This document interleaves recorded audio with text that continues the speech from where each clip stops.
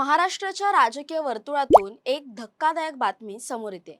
भारतीय जनता पक्षाचे नेते आणि विधान परिषदेचे आमदार प्रसाद लाड यांच्यावर छत्रपती संभाजीनगरमध्ये हल्ल्याचा प्रयत्न झाल्याची गंभीर घटना घडली। मराठा आरक्षणाचा मुद्दा राज्यात चांगलाच तापलेला असताना आणि या संवेदनशील पार्श्वभूमीवर राज्य सरकारचे एक महत्त्वाचं शिष्टमंडळ मराठा आंदोलनकर्ते मनोज जरांगे पाटील यांच्या भेटीसाठी जात असतानाच ही घटना घडल्यामुळे संपूर्ण महाराष्ट्रात खळबळ उडाली आहे। मुख्यमंत्र्यांच्या आदेशानुसार आणि थेट मार्गदर्शनाखाली तयार करण्यात आलेल्या शासकीय शिष्टमंडळामध्ये आमदार प्रसाद लाड यांचा प्रामुख्याने समावेश होता। आणि हे शिष्टमंडळ आज म्हणजेच 22 मे रोजी जालना जिल्ह्यातील अंतरवली सराठी येथे जाऊन मनोज जरांगे पाटील यांच्याशी अत्यंत महत्त्वपूर्ण आणि निर्णायक चर्चा करणार होते। या पूर्वनियोजित आणि अत्यंत महत्त्वाच्या दौऱ्यासाठी आमदार प्रसाद लाड हे आदल्या रात्रीच छत्रपती संभाजीनगरमध्ये दाखल झाले होते आणि ते येथील प्रसिद्ध रामा इंटरनॅशनल या हॉटेलमध्ये मुक्कामासाठी थांबले होते। मात्र त्या हॉटेलमध्ये विश्रांती घेत असतानाच त्यांच्यावर संकट ओढावलं, पण सुदैवाने पोलिसांच्या कमालीच्या सतर्कतेमुळे आणि तत्परतेमुळे एक खूप मोठा अनर्थ टळला। पोलिसांनी अत्यंत तातडीने तपास चक्र फिरवून 2 संशयित आरोपींना अवघ्या 1 तासाच्या आत बेड्या ठोकल्यात। या धक्कादायक घटनेनंतर प्रसाद लाड थांबलेल्या हॉटेल रामा इंटरनॅशनल आणि त्याच्या आसपासच्या संपूर्ण परिसरामध्ये पोलिसांच्या बंदोबस्तात प्रचंड वाढ करण्यात आली। छावणीचं स्वरूप प्राप्त झालं। या घटनेची सुरुवात रात्रीच्या वेळी आलेल्या काही अज्ञात फोन कॉल्सने झाली। आमदार प्रसाद लाड हॉटेल रामा इंटरनॅशनल येथे मुक्कामी असताना त्यांच्या वैयक्तिक मोबाईलवर आणि त्यांच्या स्वीय सहाय्यकाच्या फोनवर एकापाठोपाठ एक असे 2 ते 3 धमकीचे फोन आले। फोन करणाऱ्या अज्ञात व्यक्तींनी अत्यंत अर्वाच्य, आक्षेपार्ह आणि शिवीगाळयुक्त भाषेचा वापर करत आमदार प्रसाद लाड यांना थेट जीवे मारण्याची धमकी दिली। एवढंच नाही तर तुम्ही हॉटेलमधून बाहेर पडून तर दाखवा, आम्ही थेट हॉटेलमध्ये घुसून तुम्हाला मारू आणि तुमच्या गाडीवर जबरदस्त हल्ला करून ती फोडून टाकू, अशा प्रकारची उघड धमकी या फोनवरून देण्यात आली। ही धमकी केवळ फोनपुरतीच मर्यादित राहिली नाही तर काही वेळातच 2 संशयित तरुण अत्यंत संशयास्पद रीतीने हॉटेल रामा इंटरनॅशनलच्या मुख्य प्रवेशद्वाराजवळ पोहोचले आणि त्यांनी हॉटेलच्या आत जबरदस्तीने घुसण्याचा प्रत्यक्ष प्रयत्न केला।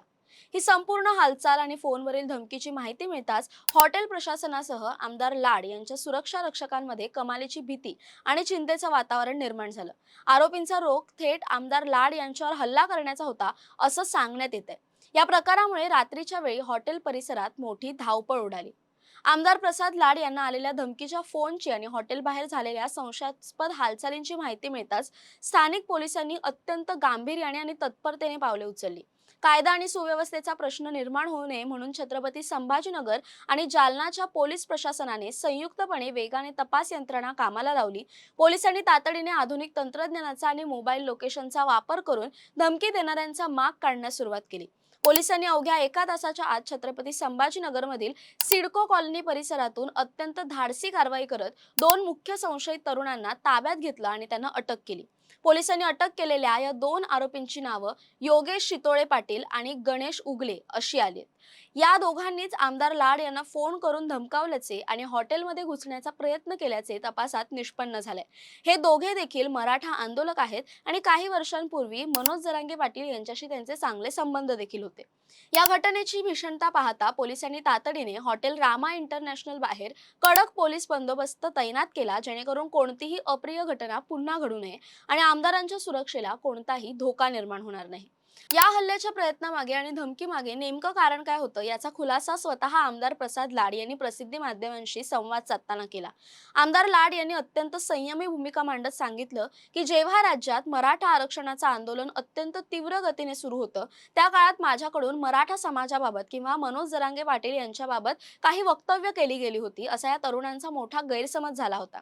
आंदोलन सुरू असताना तुम्ही मनोज जरांगे पाटलांवर उलटसुलट बोललात, त्यांच्यावर टीका केलीत, अपशब्द काढलेत आणि मग आज अचानक त्यांच्याशीच चर्चेसाठी का आलात, अशा अत्यंत तीव्र रागातून आणि भावनेच्या भरात या तरुणांनी हे पाऊल उचलल्याचं समोर आलं। मात्र यावर आपली भूमिका स्पष्ट करताना आमदार लाड म्हणाले की मी येथे कोणत्याही प्रकारे माझ्या स्वतःच्या मर्जीने किंवा वैयक्तिक स्वार्थासाठी आलेलो नाही। मराठा आंदोलनाचे नेते मनोज जरांगे पाटील यांनी स्वतः राज्य सरकारला आवाहन केलं होतं। त्यांनी दिलेल्या निमंत्रणानंतरच आणि सरकारच्या अधिकृत शिष्टमंडळाचा भाग म्हणून मी या चर्चेसाठी आलोय। त्यामुळे तरुणांचा झालेला राग हा केवळ एका चुकीच्या गैरसमजातून निर्माण झाला होता, असं स्पष्टीकरण लाड यांनी दिलं. प्रसाद लाड काय म्हणाले ते पाहूया. तुम्ही आम्हाला म्हणजे त्यावेळेला ज्यावेळेला आंदोलन जोरात होतं त्यावेळेला तुम्ही शिवीगाळ केली, तुम्ही मनोज दादाबद्दल उलटसुलट बोललात आणि आज तुम्ही चर्चेसाठी आलात. तर मी त्यांना तेच म्हटलं, मी चर्चेसाठी माझ्या मर्जीने आलो नाही, तर मी चर्चेसाठी मनोज दादाच्या आव्हानानंतर, मनोज दादाच्या निमंत्रणानंतर मी आलोय. त्यामुळे मला वाटतं की त्यांचा कदाचित तो गैरसमज असावा. शेवटी मराठा बांधव आहेत. मी पोलिसांना देखील सांगणार आहे की कुठलीही कडक कारवाई न करता त्यांचा जर गैरसमज असेल तर तो दूर करून त्यांच्यावरती कारवाई न करता त्यांना सोडून द्यावं. तसंच आमदार प्रसाद लाड यांनी स्वतःवर हल्ल्याचा प्रयत्न होऊन देखील आणि धमकीचे फोन येऊन देखील या आरोपींवर कोणतीही कारवाई न करण्याची विनंती पोलिसांना केली आहे. तसंच त्यांचा गैरसमज दूर करून त्यांना सोडून द्यावे अशी देखील विनंती त्यांनी केली आहे. यानंतर या प्रकरणावर मनोज जरांगे पाटील यांची काय प्रतिक्रिया आहे ते पाहूया. आपण शांततेचं आपलं आंदोलन आहे. प्रत्येक वेळेस मी शांततेतच सांगतो. माझ्या बांधवांना सगळ्याला सांगितलेलं की आपल्यात खूप क्षमता आहे. आपण न मिळणारं आरक्षण खेचून आणू शकतो. इतकी क्षमता आणि इतकी ताकद मराठा समाजात आहे. असं कोणी करू नये. पण आता कोण आहेत समोरचे हे पण माहीत नाही. एखाद्या वेळेस लय अवघड असतं हे. राजकारणात सुद्धा एखाद्या वेळेस माणसं असं काही करताय. परंतु कोणी बांधव असतील तर एखाद्या वेळेस रागापोटी जरी बोलले असले की त्यांना वाईटही वाटलं असेल की समाजाचं नुकसान होतंय, असंही कोणी असू शकतं. त्यांची जर भावना समाजाविषयी काही बोलण्याची झाली असेल तर एखाद्या वेळेस नेत्यांनी बी मोठं मन दाखवायचं असतं. आपलंच पोरग आहे. पण करणाऱ्याने सुद्धा हे करू नये, कारण याचं समर्थन होणार नाही. या संपूर्ण नाट्यमय घडामोडीनंतर आणि रात्रीच्या तणावाच्या वातावरणानंतरही आमदार प्रसाद लाड यांनी आपला नियोजित दौरा रद्द केला नाही. आज सकाळीच ते छत्रपती संभाजीनगरमधील हॉटेलमधून कडक सुरक्षा व्यवस्थेत जालन्यातील अंतरवली सराटीमध्ये अत्यंत धैर्याने रवाना झालेत. हा व्हिडिओ चालू असताना मनोज जरांगे यांची भेट घेऊन मराठा आरक्षणाच्या महत्त्वाच्या मुद्द्यावर सविस्तर चर्चा सुरू आहे. संपूर्ण महाराष्ट्राचं लक्ष आता या महत्त्वपूर्ण बैठकीकडे लागलंय.